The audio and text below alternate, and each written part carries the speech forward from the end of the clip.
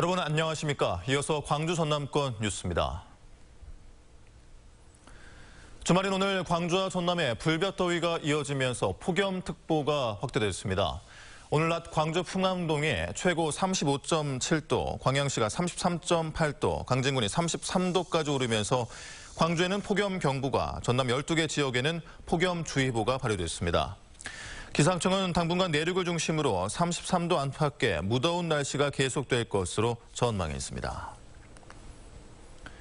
가뭄 피해가 확산되는 가운데 이낙연 국무총리가 피해 지역을 잇따라 방문했습니다. 이낙연 총리는 오늘 농업용수 공급을 위해 관정을 만들고 있는 무안군 삼양읍과 신안군 앞해읍 저수지 준설 현장을 찾아 농민들을 위로했습니다.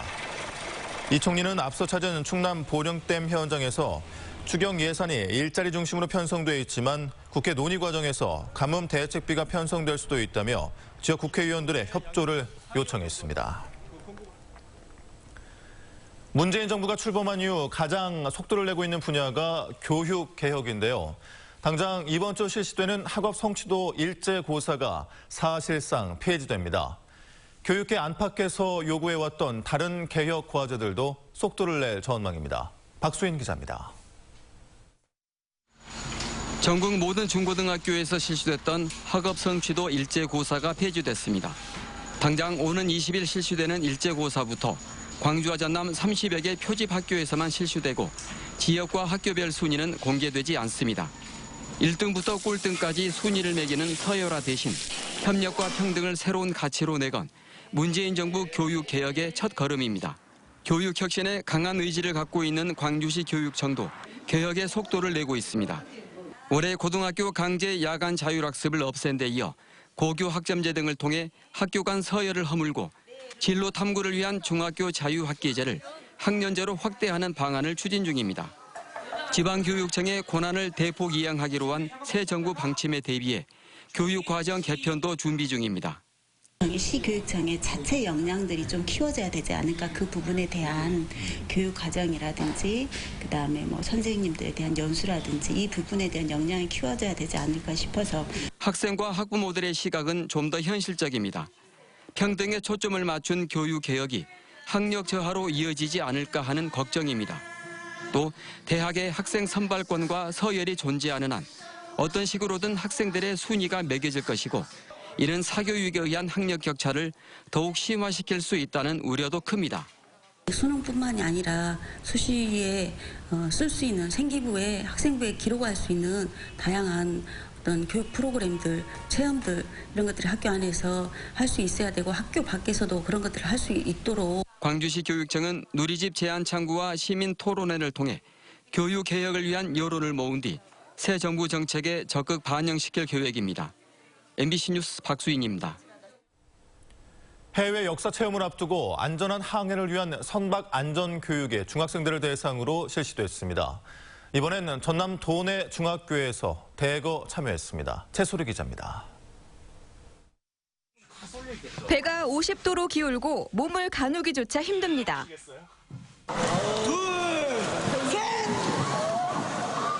물에 빠진 친구를 힘을 합쳐 구명정으로 끌어올리고 응급 상황에 처한 친구를 심폐소생술로 구합니다.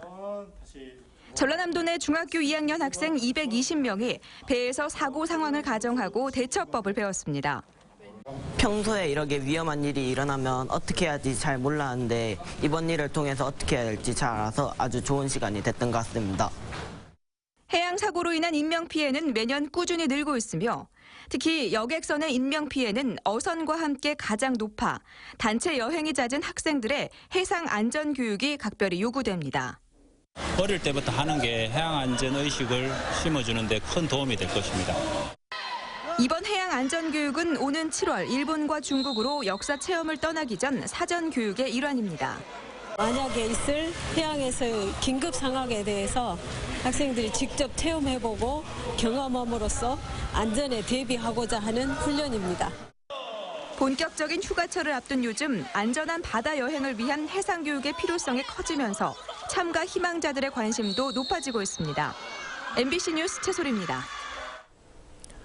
강원도 봉평의 명물로 유명한 메밀은 엉뚱하게도 제주도가 주산지인데요. 그런데 이 말도 이제는 달라질 전망입니다. 영암농협이 국내 최대 규모의 메밀 재배단지를 조성해서 관광과 식품 산업을 육성할 계획입니다. 신광하 기자입니다. 국립공원 월출산이 웅장하게 병풍을 두른 영암 천왕사 들녘.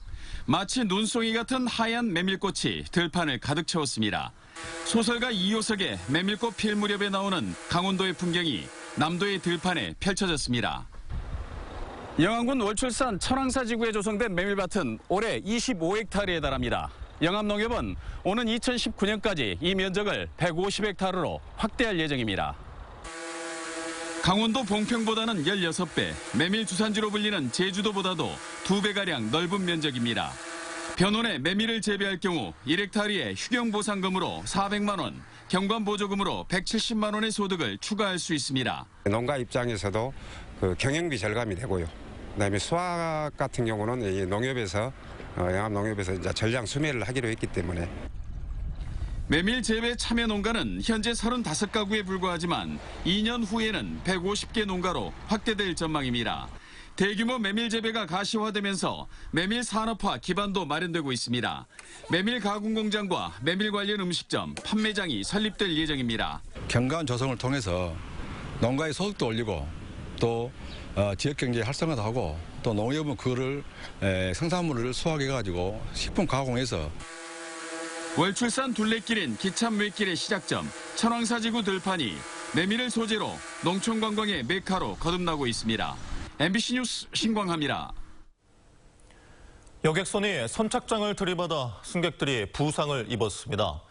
오늘 오전 10시 30분쯤 신안군 하이도 웅곡 선착장에서 승객 25명을 태운 차도선 조양페리 1호가 접안하다 선착장 옹벽을 들이받았습니다.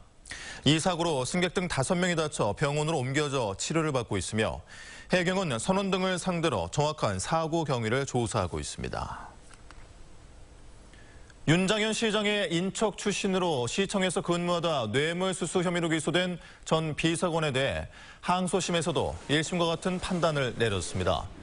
광주지법 제2형사부는 뇌물수수와 직권남용 등의 혐의로 구속 기소돼 1심에서 징역 1년 6월과 벌금 1,600만 원, 추징금 800만 원을 선고받은 58살 김모 씨의 항소를 기각했습니다.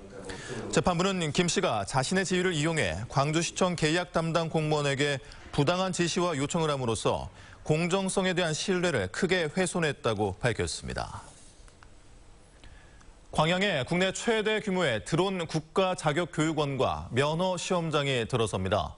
광양시에 따르면 무인항공교육원 주식회사 날다가 광양시의 다안면 1,500제곱미터 부지에 국내 최대 규모의 드론 면허시험장을 운영할 계획입니다.